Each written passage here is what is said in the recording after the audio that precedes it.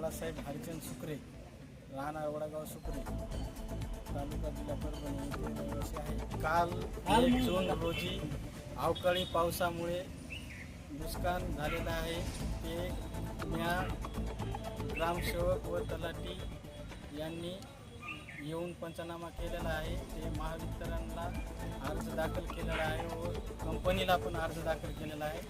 त्यांनी मला शब्द दिला किंवा 10-20 दिवसावर होऊन जाईल, तुमचं काम भेटेल, तुम्हाला जे काही नुकसान झाले ते भरपाई करून मिळेल.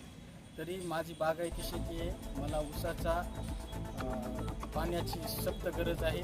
त्याच्यामुळे मला लवकरात लवकर त्यांनी याच्यावर आक्षेप म्हणजे याच्यावर दुरुस्ती करून द्यावी, नाही तर अन्यथा भरपाई करून द्यावी. कोणतेही एक करून मला अर्जंट उपलब्ध करून देण्यात यावी.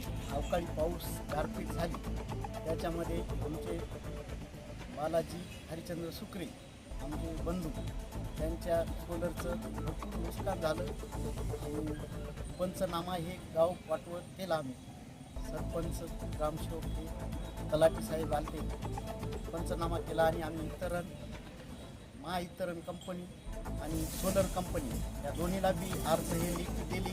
आमचं नुकसान झालं म्हणून. आणि पाण्याची बागायती शेती आहे, पूर्ण ऊस आहे हे आमच्या रानामध्ये. जर पाण्याअभावी 20 दिवसाच्या आत नाही झालं तर त्या पाण्यामुळे नुकसान होऊ शकते आमच्या ऊसाचं ह्याचं.